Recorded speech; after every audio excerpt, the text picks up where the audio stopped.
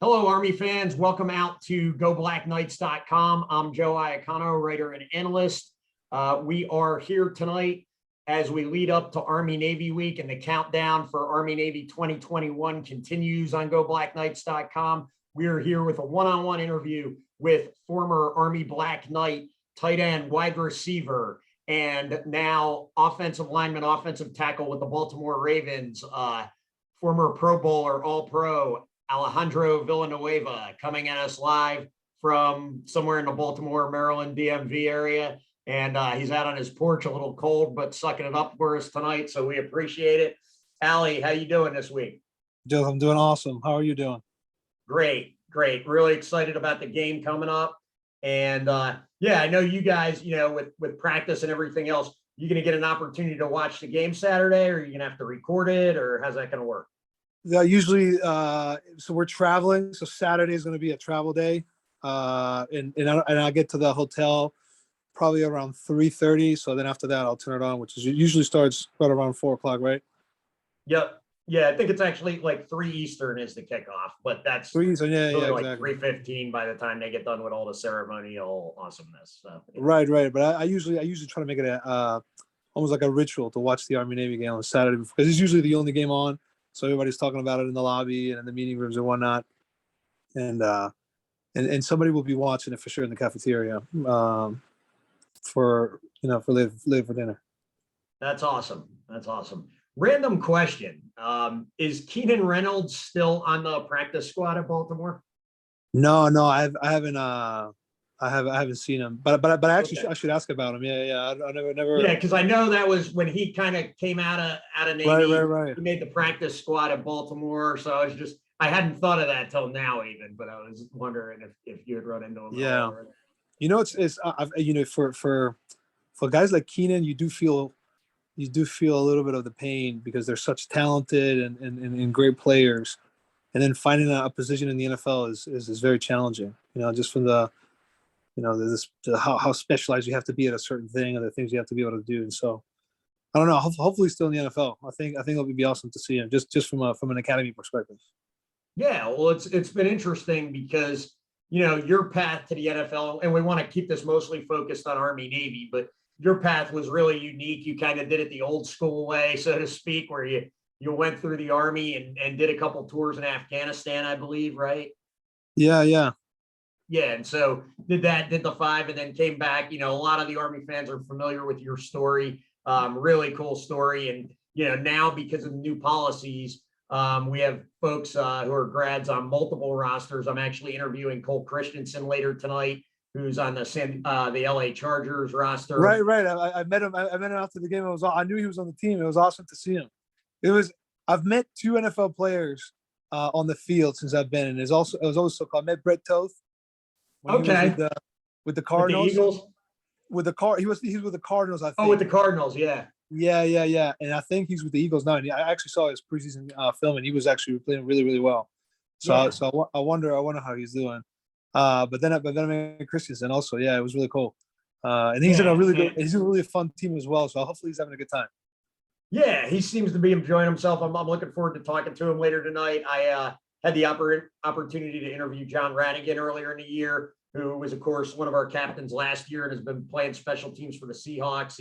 I don't know if he still is, but up until a couple of weeks ago, he was actually leading the NFL in special teams tackles. And Elijah Riley, I saw him at the Eagles. I felt so bad because that was the one player that I didn't know, because sometimes it's tough to track, especially because I usually care about linemen. You know what I mean, from Army football.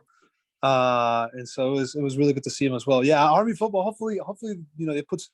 I always think that is good visibility. After all the years that I've spent in the NFL, the one thing that strikes me the most is when I watch Army football players talk to the press after their interview for the first time during rookie minicamp or whatever, and they speak so well. They're so proper. They say yes sir, yes ma'am.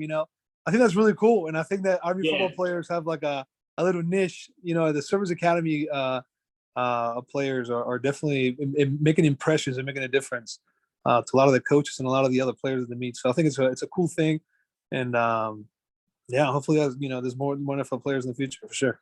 Absolutely. I know we have a couple guys this year who are being looked at as well. So that's pretty cool. So anyway, as we get into Army Navy now, you played for West Point. What years? Give everybody the recap for the Yeah, audience. I went to West Point in 2006. I think it was my first year, the spring '06, and then I graduated in 2010. Never got to beat Navy, but I had an awesome time. I think it was just like I was saying you for the call, by far the best experience of my life. To become an Army football player. Yeah, and you played tight end and wide receiver at West Point, right? No, I never played tight end. I played. Okay. I first came in as a defensive end. Okay. I think I didn't play a lot of high school football, so I didn't really know what I was doing. And I think there was another challenge with the cultural differences. I was a European kid trying to play American football at West Point. The culture shock of how football really is, like the toughness, yelling and screaming and whatnot. Yeah. And then I really wasn't enjoying playing football or football at all. And I was helping my teammates with their pass rush moves, and I was always trying to go against them. And I thought that part was funner because I was actually getting to compete and do something. I never saw the field, so I was never able actually to compete. And then one day, my coach saw me doing those drills, the one-on-one drills, and then they put me at tackle, and I played 2 years at tackle. I only started 1 year, and then we got a new coach, and the coach, he had a prototype of an offensive lineman for the triple option, and he was more of a defensive lineman, more be able to play 3-point all the way down, leaning forward and whatnot. And because I was so tall, he thought that I would not be able to veer through the blocks to get to the second level. And so he put me as a wide receiver because they had a player from their previous college at Cal Poly who was able to grab, goal balls when you need 50-50 chunks for 10 yards, or whatever. And yeah, so that became my role. I became a 50-50 guy,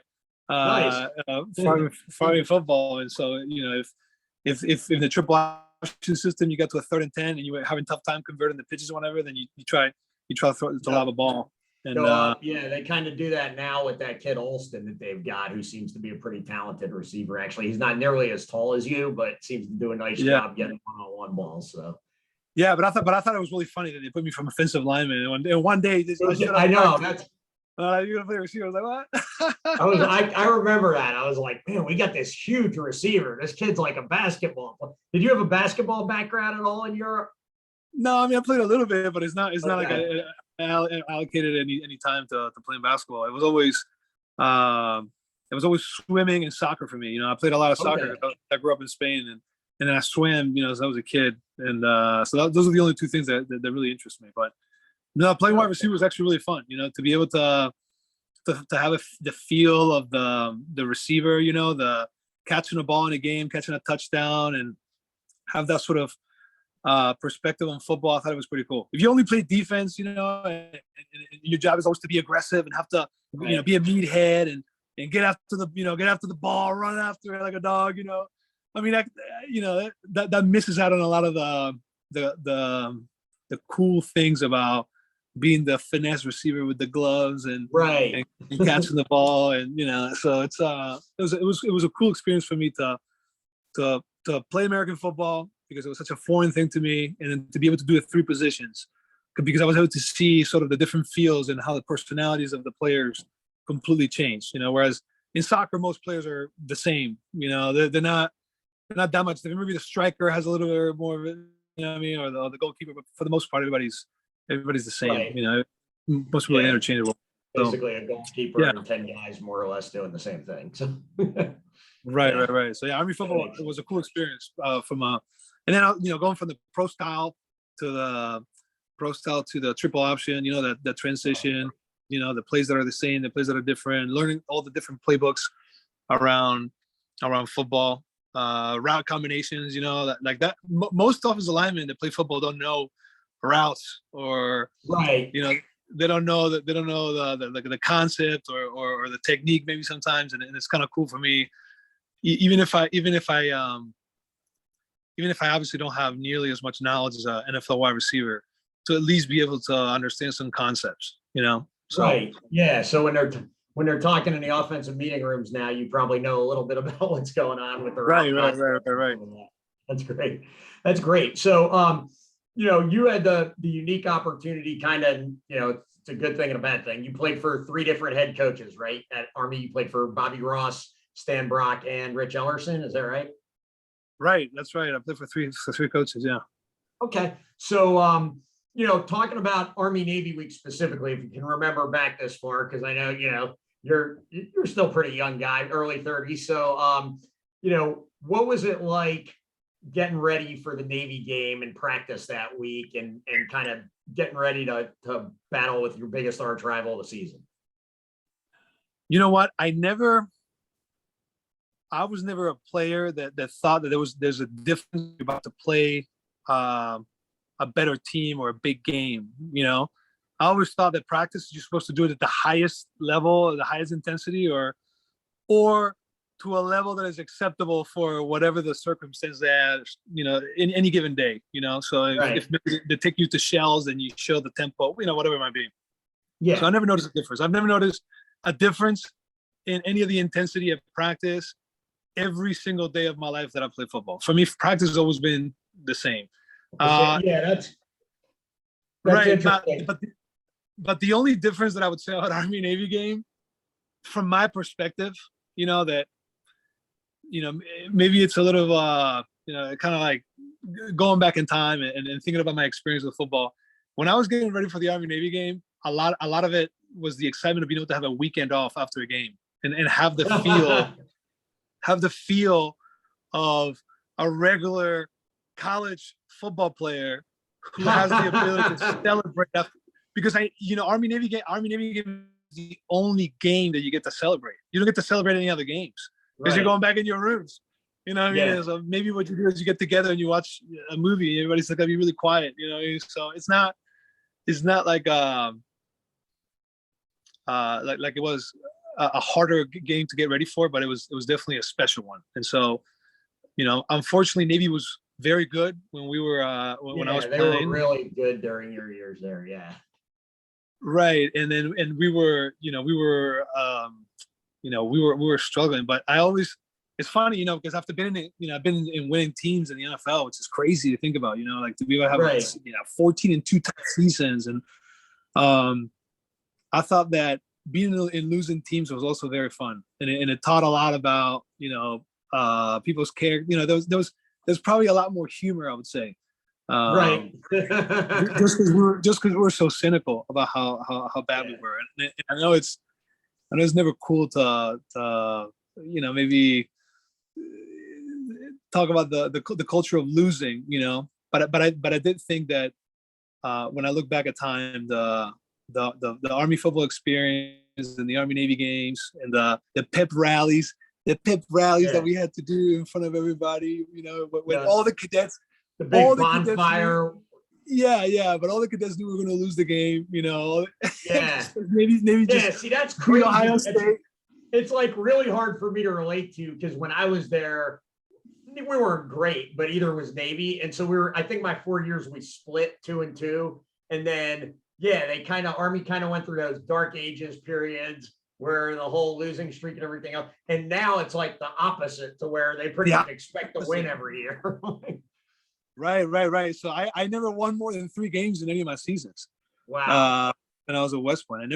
Winning was like, oh wow, it's crazy we won. Like crazy, I would have. But losing was kind of like you were upset for maybe 5 minutes. For 5 minutes you were sad that you lost the game, and then you were in the shower with your boys and you were just laughing at each other, because then you have to go back to the barracks and you have to go do your homework. You know what I mean? Because you had a test the next day. So or you had to do have a WPR weekend. You're like, oh, I gotta go to the games. Oh, I understand that. Yep. Right. Yeah. So I thought that part of Army football is very, very unique. And I think that the experiences you have, whether it was like as successful as it is now or as unsuccessful as it was, I think that that makes Army football what it is. And I think we were talking about earlier, when I was going through Army football, all my friends were not necessarily the players. They were the guys that played maybe 1 year of Army football and then they quit. And I was with them at the academy. Okay. Yeah. So then when you would go back down to the barracks, you're hanging out with cadets. You're not hanging out with football players. Because as you get older in the academy, the more years you spend in the academy, more cadets you expect to drop out. But because West Point is such a class system, you're always hanging out with your classmates. Yeah. Yeah. Yeah, that's interesting. That's a conversation I always had with my friends who went to civilian colleges or whatever, is like, the athletes are so separated at a Clemson or a Carolina or an Auburn or an Alabama or some of these schools. They're like almost like treated like pro athletes and they do everything by themselves and you barely see them. I roomed with a football player for all 4 years. My Cowan first year, we used to order spaghetti and chicken wings from Shades with one of the linebackers and wide receivers who were in my company. And we'd sit there and talk football and eat all night. Right.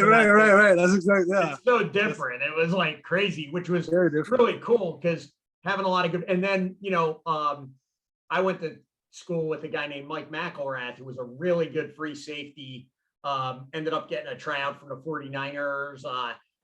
Obviously didn't make it because we had, weird rules back then and whatever else, but came back into the Army, and he and I ended up commanding companies together in the same battalion at Fort Jackson. And it was just great because I was like, man, it's so weird that you have like these high level D1 athletes that you can just like hang out with and talk to. It's such a different experience than you get at a civilian college. Yeah, for sure. I think, Army football is different. Yeah. So do you have one memory maybe from one of the Army Navy games your 4 years that really sticks with you? Good, bad, funny, indifferent, whatever. I remember, so the funny, I guess one funny I would say, so my second year was the first time that I played in an Army Navy game. So my first year I didn't play. When you didn't play, I don't know how they do it now, but you have to basically watch the game from the stands, with the Corps cadets. Right. So I was watching Army Navy game, just with the rest of the cadets. If you were a senior, you got to be on the sidelines, or a junior or senior, you got to be on the sidelines. But if not, you had to be back in the stands. In the stands with the Corps. So did you have to march on with the Corps? Right. So I had to march into the stadium. I'm doing all this stuff, and my first year was that experience. Was the experience of I don't even know if I was drunk or not. I don't know. It was just being a cadet. I can relate to that. Yeah. Right. My second year, when I started playing offensive lineman, I remember meeting my brother-in-law here in Maryland, actually, because we used to come down for Thanksgiving and whatnot. And he had a buddy that went to the Naval Academy, and we got to hang out during Thanksgiving, and so I met him, and him and I were like bottom of the roster, in terms of our position. So we never thought we were gonna get to play. But my second year, we were losing so bad the game, there was no chance we were gonna play. That obviously both programs said, okay, well, let's let the players, let's let all the players just get a chance to play the game, just so they can experience it, because they probably have their parents here watching. There's not that many people at the game either. When I used to play, so we both got into the game. My new friend that I guess I met at my in-laws' house for the Naval Academy, and then myself. We were losing terribly, and so I started talking to him during the game. So I thought playing 10, 15 snaps, absolutely meaningless snaps in a game, and being able to talk to somebody as you're doing it, and get like penalties. I mean, it was complete carefree football. It was the only time in my life that I've ever played completely carefree. Kind of where I'm just talking the whole time during the play, and I'm that's laughing. Hilarious. Oh my God, yes. And it's kind of like you're playing a pickup basketball game with your brother. And then I would say, the last time I played a Navy game, I remember making a 2-minute drive to tie the game, and I'm playing receiver, and they're throwing me the ball. And I thought you guys kept it pretty close your first year, if I'm not mistaken. Yeah. So it was kind of like that, and then they threw a ball up in the air. It's kind of like in the movies, like, oh my God, if you catch it, but it's a little underthrown, and then two guys are underneath, and they pick it out, and then obviously we lose the game, right? And then just kind of be like, oh wow, I'm a senior. That's it. That's my last football game ever. You know what I mean? So that's what I was going to ask you about that, right? Because obviously you didn't know that how your life was going to go the way it's gone now. Right. So what's that feeling like suiting up for, and for you, like you said, is a little different because you didn't really play football much before college. But what was it like kind of knowing you were suiting up for the last time? If you know what, it's funny. Like it felt, I listened to country music for the first time when I got to the United States through my college, teammates. And they used to take me to the South and introduce me to the South. And I got to know country music. And I remember thinking like, oh, wow, this is funny. Like walking off the field for the last time, with mud on your jersey, the helmet hanging, like a bucket. Is like, I can see why country singers write a song about this stuff, like the emotion of the wrap up of a game. And then you have to sort of move on with life. I think it was, kind of one of those moments, but, at the end of the day, we were still going out that night. So that's kind of like the thing that we have to look forward to. Right. That's good. Allie, your video froze up. I still got your audio, but you're frozen. You there? Allie? Let me restart. Okay. Resuming. Let's see. It's recording. Yep, we're good. Okay. Good. Yeah, no, that's pretty funny. Yeah. It's hilarious. I had the same kind of experience with music. I mean, growing up, I grew up like an hour from New York City, and I had this roommate from Tennessee that he was always taking me to these country concerts, and I was like, this is interesting. It's good stuff. Right. It's very interesting. So I think football is a very American sport. You can really experience the things you experience in American football anywhere else. And they're still immortalized by our, Friday Night Lights, the movies that we've watched, the moments that people want to capture regarding the game. So that's what I felt about my last Army. And so that's kind of like the first and last experience that I had with the Army Navy were really cool. Yeah, that's pretty neat for sure. And so obviously you've been in the NFL for a while. Before that, when you were in the Army, or maybe when you were transitioning out of the Army, coming into the NFL, did you ever get the opportunity to go back to an Army Navy game? No, I never got a chance. The up tempo was so high with the Army, so I graduated. Especially when you were in, Right. It was a race. It was a race to graduate, to finish all your schooling, to get on your unit that's leaving to you never want to get a unit that was coming back. That was like the least, desirable state for lieutenants that were graduating from the academy. Everybody was like, man, how do we get in these deployments? How do we jump on the 82nd going to, RC South, and so for me, as soon as I graduated, I spent the December in Ranger School, I think it was, when I graduated, 16 was a Bolix. So I started Ranger School in October or September, and I finished it around January. So I didn't watch that Army Navy game. I remember the RIs telling me the score, like, hey, Army lost. Like, no. So are you surprised? And I was like, no. And then the next one I was in Afghanistan. I was already in Afghanistan, so I didn't get to watch it. And then the third one I was in Afghanistan as well. So I think almost every single December of my Army career, I was always overseas. So or doing training. When I was in the Army, I always watched the games on TV, but I could never make it back to one until after I got out, which was interesting. Like my first game back after I graduated was 2001, which was really interesting after 9/11. President Bush was there. My wife and I were down getting a hot dog or something before the game, and General Schwarzkopf was down there like 5 feet from me. I was talking to him, like, hey, sir, how you doing? He's like, hey, it was wild. I forgot to tell you the first Army Navy game that I had, the one that I told you that I was just a cadet doing the parades and whatnot. That year, I saw Rumsfeld. Rumsfeld was walking around. Oh, no way. By himself after the game. I was like, oh, that's crazy. He's got a very recognizable face. You know what I mean? I was going to ask you that if you had seen any VIPs or if you ever went out for the coin toss and there were like no, never. That's the only one I saw. I saw Rumsfeld walking by himself. He was by himself after the game, going from the stadium probably to the subway. I mean, almost like you would expect him to have security, but he didn't have an entourage, right? Right, but he had nothing. He was just walking around like a normal person, and I was like, "Wow, that's Rumsfeld right there." I mean, I don't know. I knew nothing about him other than the fact that his face was familiar. Right.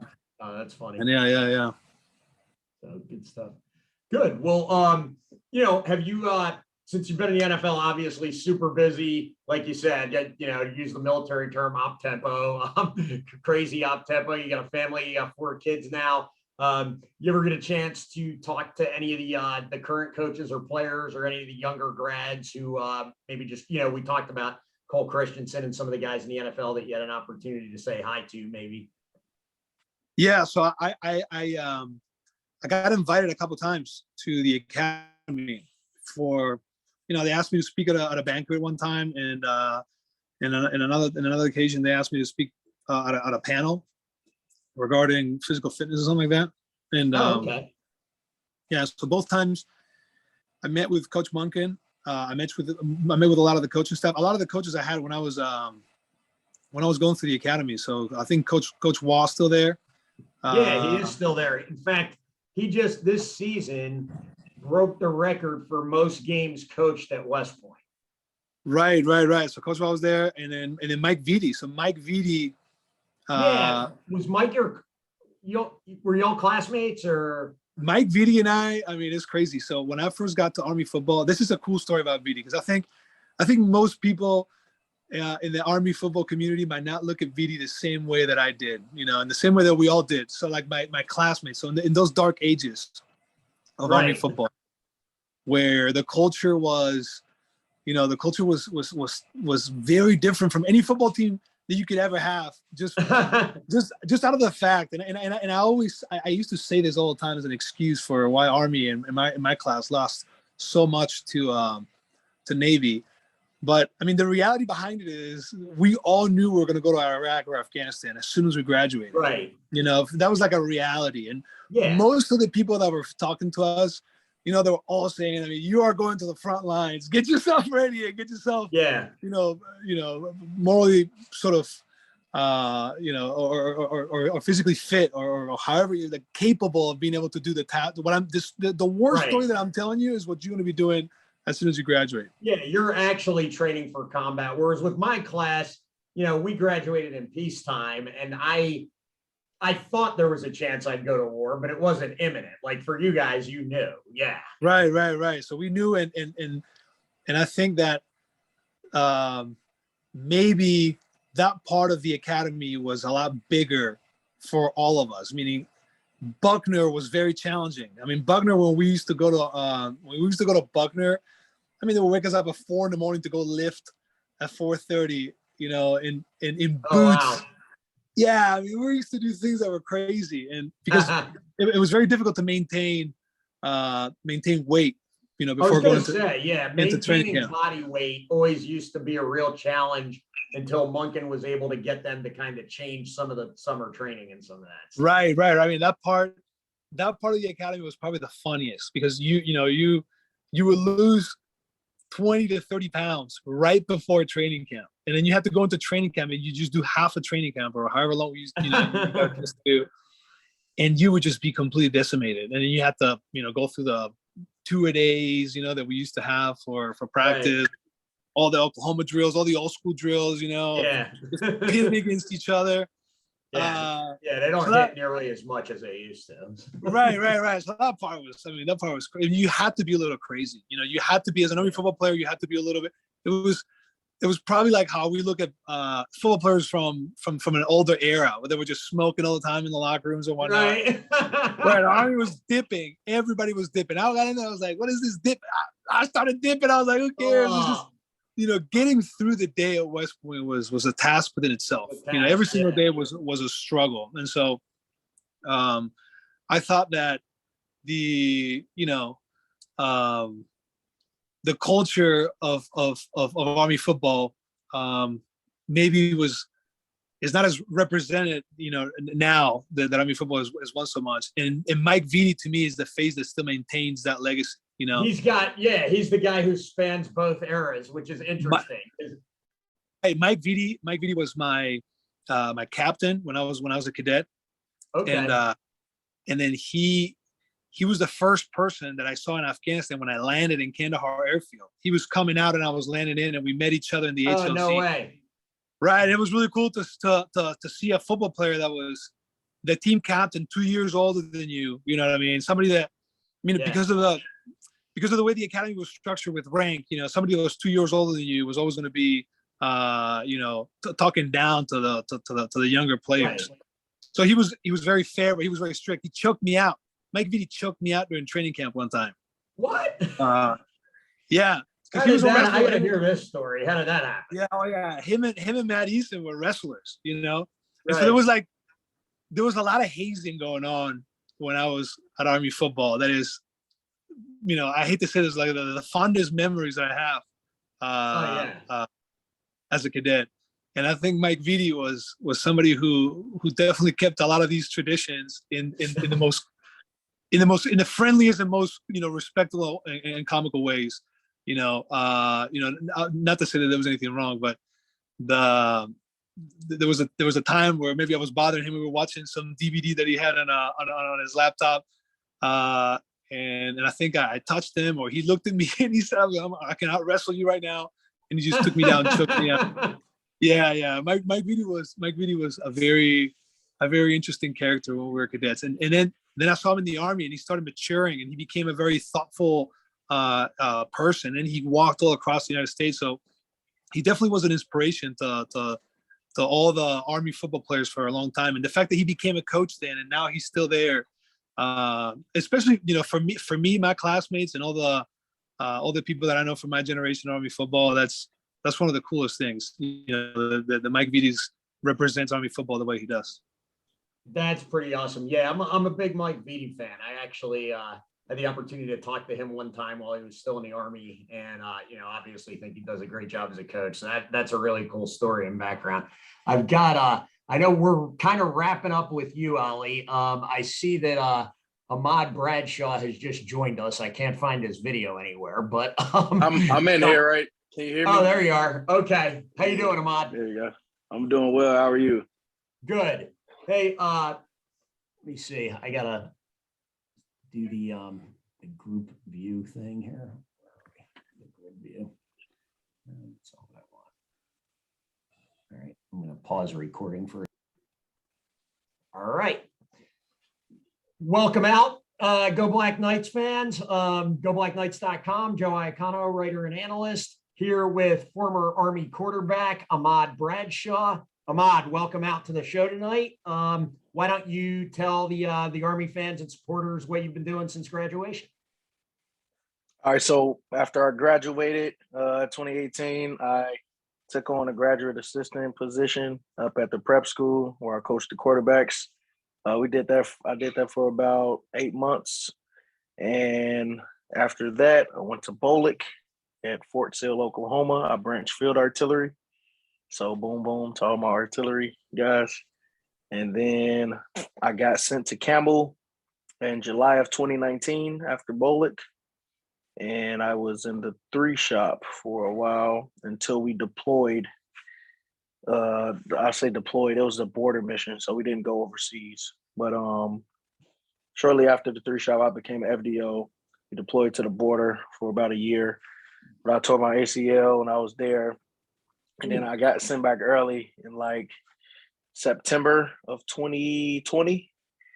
And I had surgery in December of 2020. So I've been kind of out, and I've been working on brigade staff and brigade fires since then. Okay. How'd you, if you don't mind me asking, how'd you tear your ACL? Just doing PT and ACFT things. Wow. Yeah. Went through 4 years of college football, never tore an ACL as far as I know. Yeah, it was a complete freak accident. I don't know how. Wow, that's crazy. Okay, good stuff. Well, so, thinking back to your Army Navy days, and obviously you started in the 2016 and 2017 games. I remember that. And you were there for 4 years. So, I don't know whether you want to talk about kind of your first Army Navy game you were at or the first one you started. What was practice like that week leading up to the Army Navy game? So it's always interesting because we know that we're gonna get some new plays put in. We know that we got a very familiar opponent, and it's like the countdown that started from the previous year. So every year we walk out every day we walk out the locker room, we got like this clock up there that shows how many days, hours, and minutes before the Army Navy game. So that week of practice is always a little more amped up, and we always excited to see what Coach Davis is going to pull out. Just go see what we're going to be doing that week. So it's always fun. Yeah, it seems like, and I read this in an article a little while ago, and I kind of, it was funny. I kind of noticed it as I was watching some of the Army games earlier this year with some certain things and certain formations. And I don't want to obviously give anything away, but I guess he'll build tendencies all year long, kind of, and then break tendency in the Navy game to try and catch them off guard. Did you guys see that a lot when you were there? Yeah, yes and no. Like, it's not really the break tendency, but we know the type of brand of football we're gonna play regardless of who lines up across from us. But if we need to pull out some stuff out of the bag, we coach make sure we're prepared for it. Yeah. Okay, good stuff. So something I can specifically talk to with the 2016 game. It's funny, that game was so important to me and so many other grads, I think. Yeah, I remember it like it was yesterday. I'm sure you do as well. But our seats were about 10 rows up in the end zone where you guys were warming up. And I saw you, Malik, and Chris all taking snaps with the ones and all kind of getting ready at the same time. And I know Coach Munkin had said after the game that he had planned to use all three of you. Just for my personal reference, going into that game, did you know you were going to play the whole game, or was it kind of a surprise when he left you in? I was kind of sure I was gonna play the whole game. I wasn't. We're always all prepared for anything, and we all had our own strengths and weaknesses that we gave for the team, which is one of the things I appreciated about the team the most, is that we were not selfish at all. We were never like mad at the coaches for like putting somebody in for a play or something like that. We all understood our roles, and I think that's why our team was so successful in just embracing their roles. But I did expect to play the whole game. But if there were something that Chris or Malik or whoever was going to come in and do, I was fully on board with it and supported it. Good stuff. Yeah, you guys definitely have that culture that comes through in a lot of the players I've talked to. So that's really cool, especially in today's environment where it seems like a lot of athletes are all about padding their stats and everything's about that. Yeah. It's just a really cool culture you guys have. So let's go ahead. Sorry. Oh no, I was just saying, I agree. That is our culture. Yeah. So let's talk about the 2016 game a little bit, right? You guys come out really strong. I remember first half offensive line was just dominant. You go up 14-0, really just stuffing the ball right down their throats. We got a couple of turnovers. I think I almost called him Randy Moss. Xavier Moss got the interception, and I think Ryan England had a big play, fumble recovery or forced fumble or something like that. And the offense was just cranking. Davidson and Wolfolk were having big games. You were having a big game. Kel Walker was a plebe at the time, was having a really good game. And then the second half, the fumbles started. And it's I asked Bryce kind of the same question the other night. Everybody in the stadium, unfortunately, because we had seen this how many years in a row now, we were like, oh no, like I have a feeling they're going to turn it around and this team's going to be different, but oh no, here we go again. Did you guys, I mean, I kind of already know the answer to this question, but I'm going to ask you anyway, just to get your perspective. Did you guys ever have any doubt, as Navy started coming back and then they even took the lead at the beginning of the fourth quarter on that, really the one big run that Zach Abey had, after you guys turned the ball over a couple of times, was there any doubt, any concern at all on you or any of the other players? Yeah, so one of the things Coach Muggett always preached to us is like this thing called don't flinch. And that just means, have faith no matter what, next play mentality. And we all had that embodied in us. So there was no doubt in our minds that, hey, Once we get on the field, we know what we have to do. And if we make another mistake, we know that the next play, anything is possible. So we had full faith in the defense that they would figure it out. And we had full faith in the offense that we were going to protect the ball.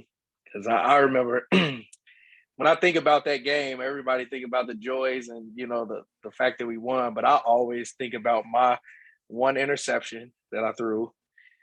Then I think about the fumble that I had running into Egger's back. And, those things happen, but they happen when you get complacent and lazy and not really focused on the fundamentals of the game, which is another thing Coach Munkin always preaches, protecting the ball. When you get in traffic, make sure you get another hand over it. And when you don't do those little things, you turn the ball over. And the turnover battle was probably the thing that kept them in the game with us. And, we just continued to preach the fundamentals on the sideline. And if you notice, when I scored the last touchdown, I tried to go in with two hands over the ball. And when you come back to the fundamentals, we believe that, that helps us win games. And it always comes down to who makes the least mistakes in that game. Yep, absolutely, especially that game. That's what I wrote in my Navy preview article yesterday. So I'm glad to know I got confirmation from a former Army quarterback on that. So good stuff. So and then you guys are down 17-14. You're driving in the fourth quarter, a couple big plays. I think there was a 4th and 1 conversion on that drive, if I'm not mistaken. You guys ran the little Utah draw play to Joe Walker, I think, and then you converted the 4th and 1. I think it was Andy who got that on the dive, and then 2nd and 8 from the 10. You get the ball. Tell me about that play.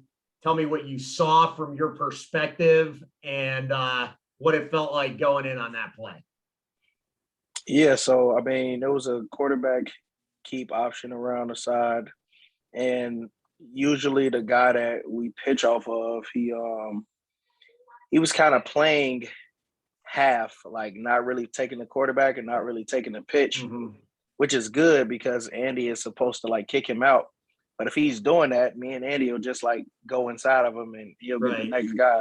So once I saw that, I immediately was, very excited that he was playing it the exact way that we wanted him to play it. And when I cut up, I don't know.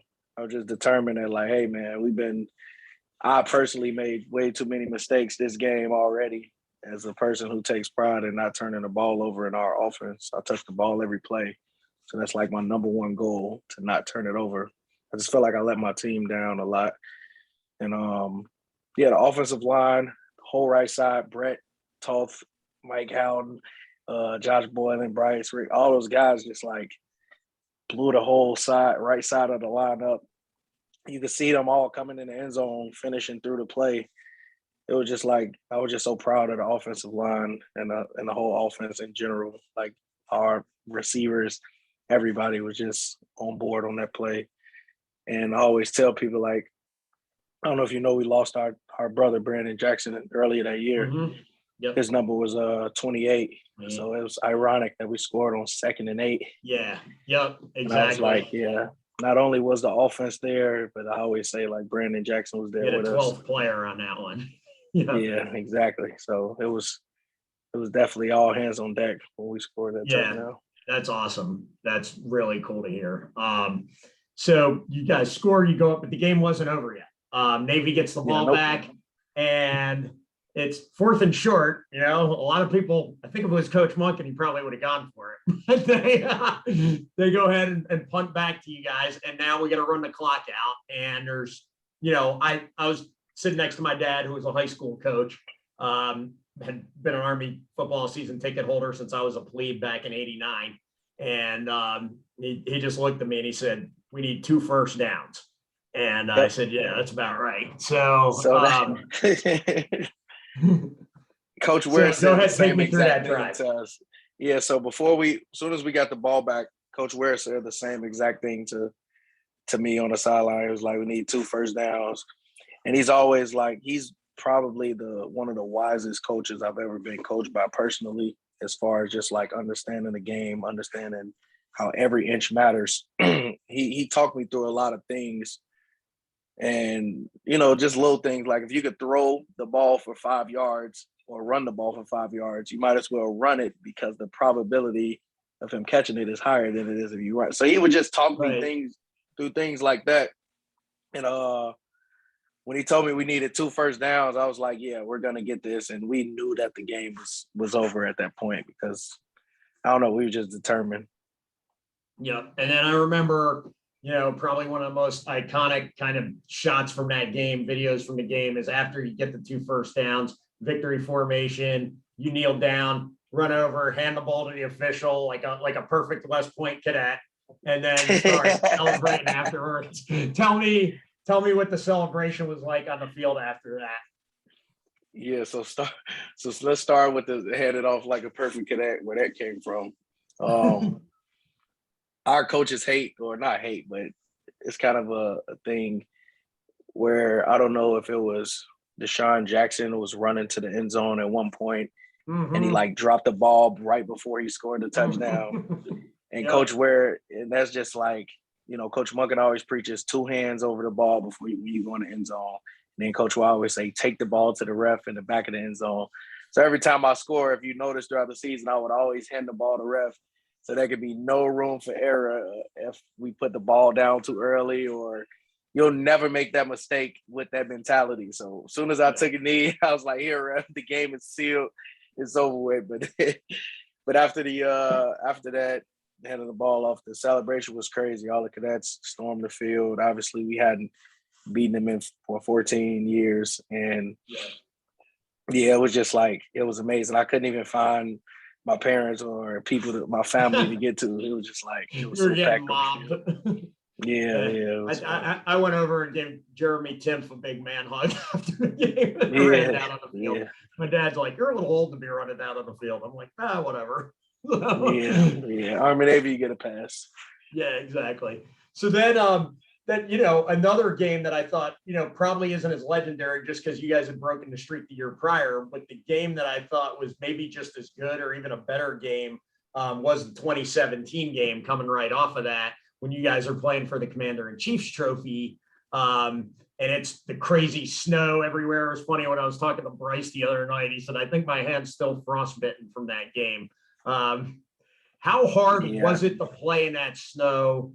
And you guys didn't have any fumbled exchanges as far as I can remember. The ball security was amazing, but just talk to me about what it was like playing in those conditions. And maybe being from Chicago, you had a little experience with that, but I don't know. So yeah, so actually I always tell people, like, I've never played in a snow game, even though I'm from Chicago. I've never played in an actual game, like a professional game in snow or whatever. And it was difficult, but it wasn't as difficult as people would think or as I suspected.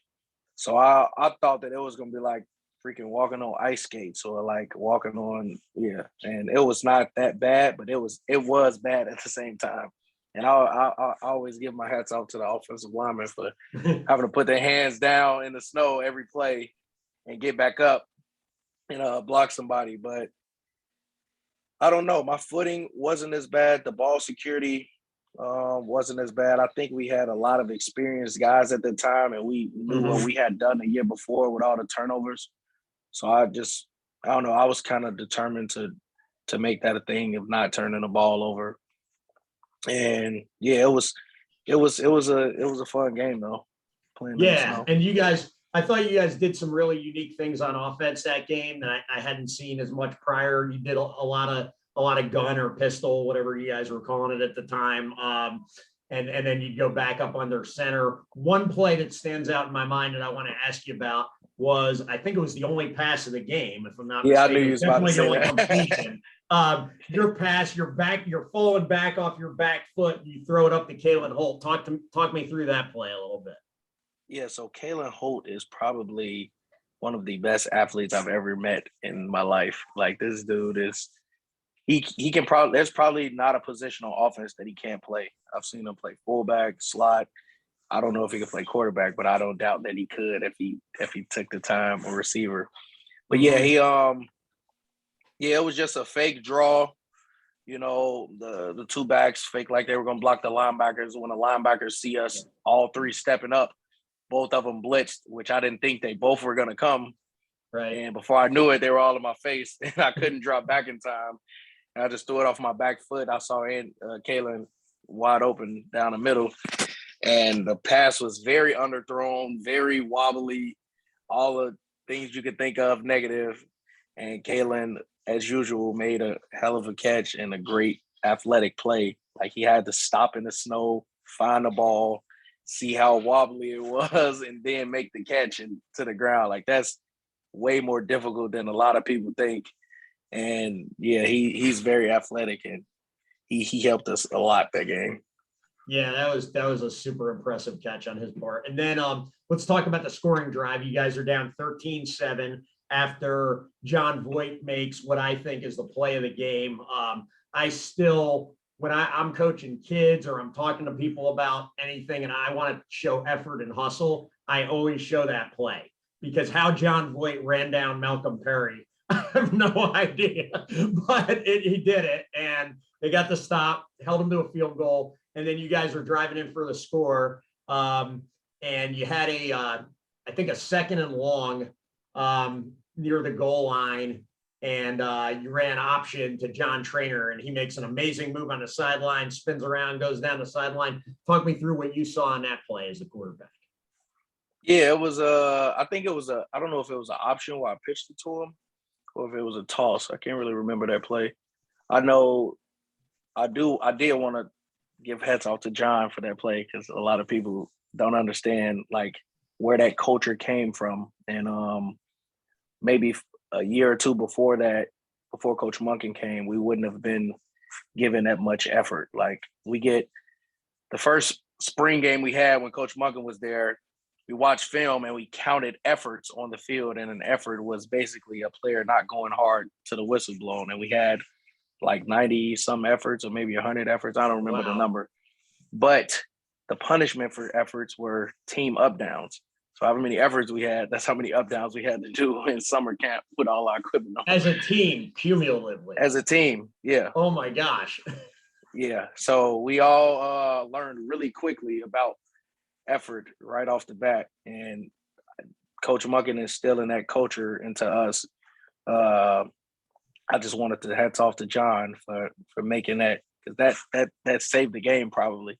Yeah, and that was the best play, highest effort play. And I know he probably made effort plays all the time. I just wasn't watching, but that was the highest effort play I saw him make. And just, yeah, I mean, it was crazy.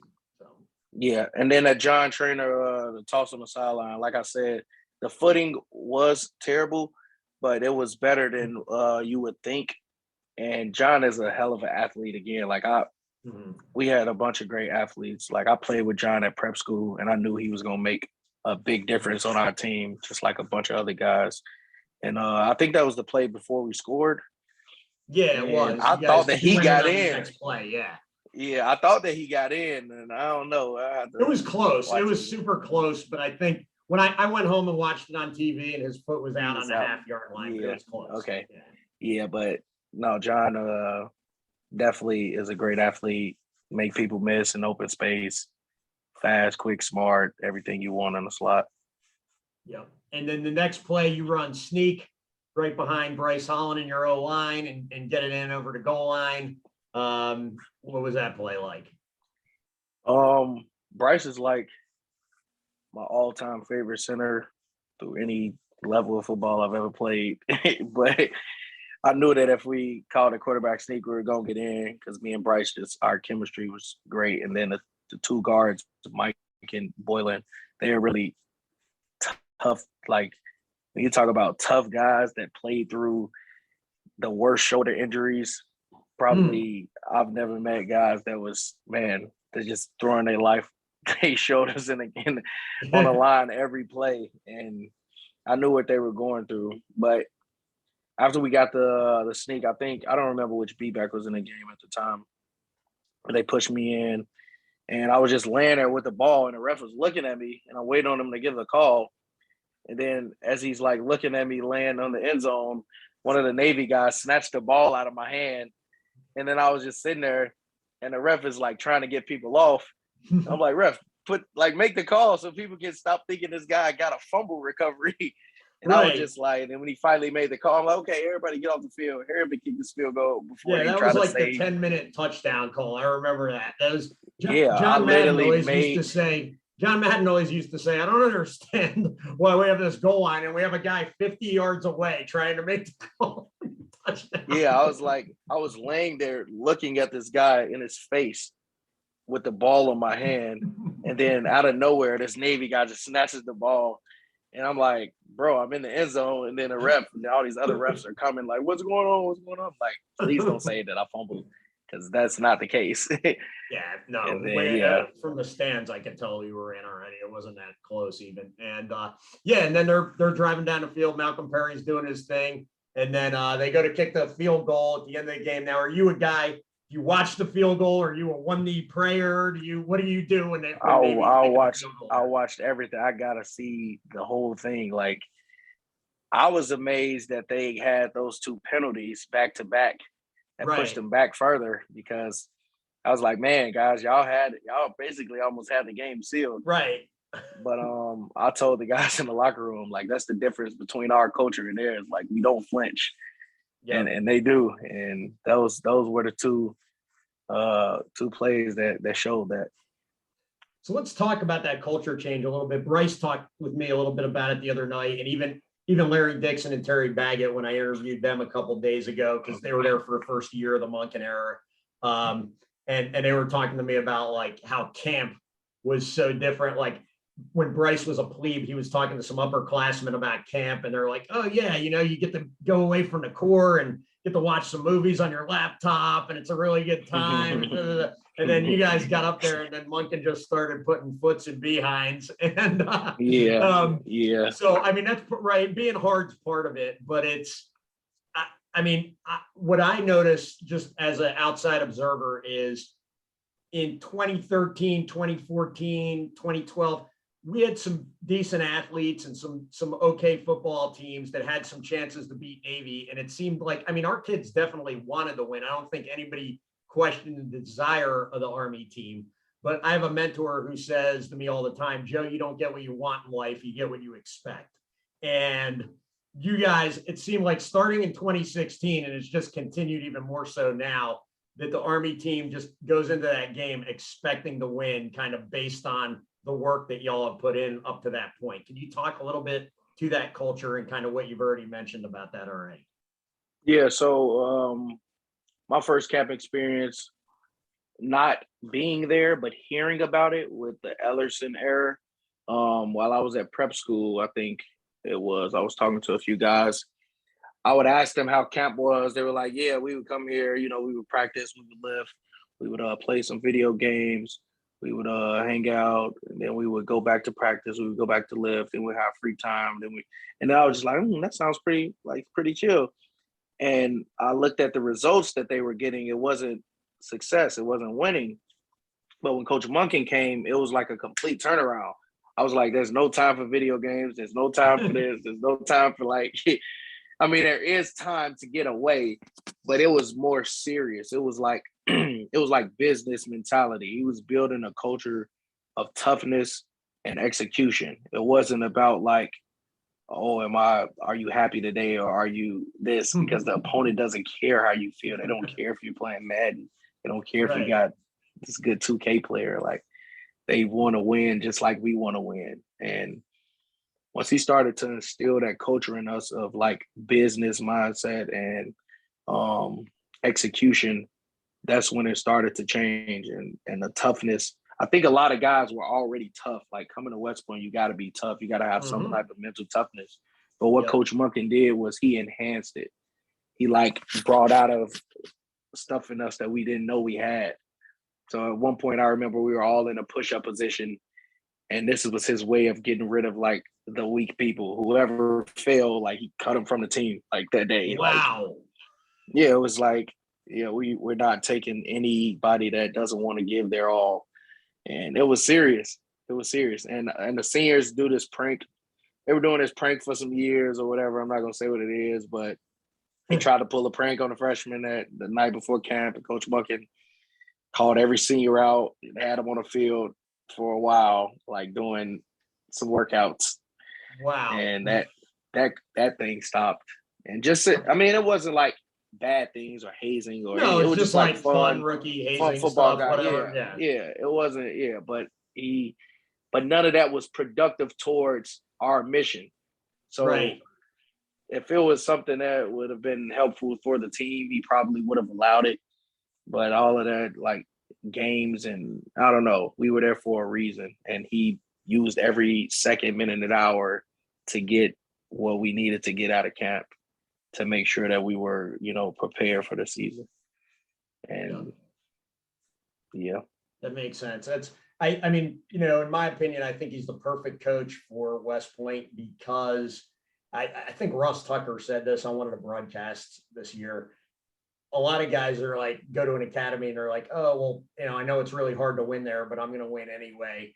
And I feel like Coach Monken takes the best things about all the awesome traits that a West Point cadet has and then says, we're going to win because you guys are like this, not in spite of it. Right. Mm-hmm. Yeah. Yep. So he makes us, he pretty much has us embrace who we are and show that. And it's not like we're going to be somebody else. So we are who we are. And Coach Monken I always say this dude, he can run a business. He could be the CEO of any business. Absolutely. In the world.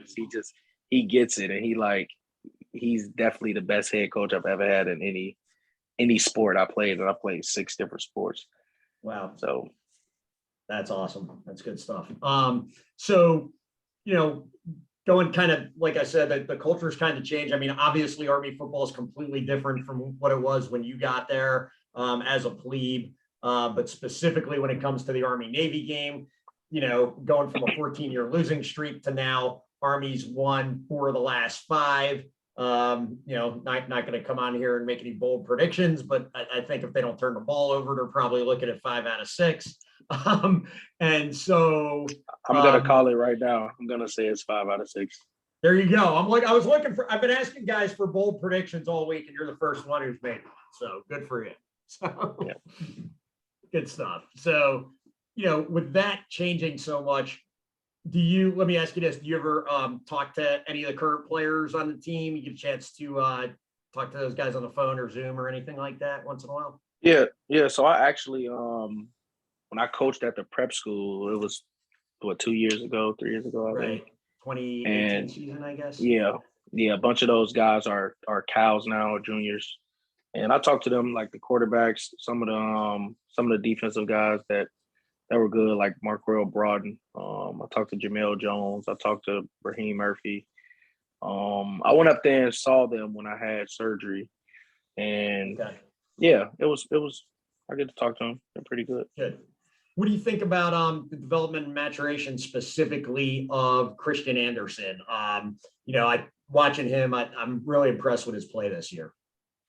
Yeah, I think Christian is one of those guys that has developed tremendously as far as I think he's always been physically capable of a lot of things and very talented, smart. And I think his toughness has increased and enhanced because of the guys around him and because of his own drive and want to win and help the team. He definitely has played through a lot of injuries. I've seen him not show any weakness on the sideline when I know he's hurting, which is a great attribute in a quarterback that you can't teach. And it's one of those things where he knows that people are watching him.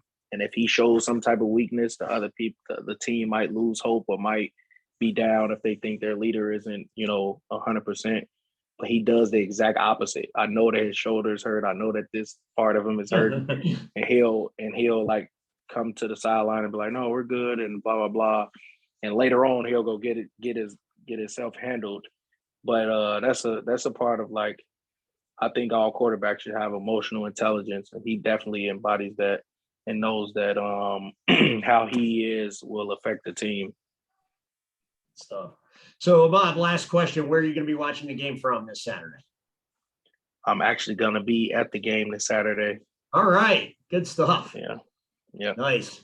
We'll be up there too. So if I run into you, I'll say hi. And thanks for coming on. Thanks for taking the time. I know you got a lot going on, so I appreciate you taking time out of your schedule to talk to everyone about the Army-Navy rivalry, what it meant to you. And I think a lot of fans are going to be super excited about this interview. Trust me, I talked to a lot of old grads who are huge Army football fans, and you are one of the all-time favorites at Army. So congratulations.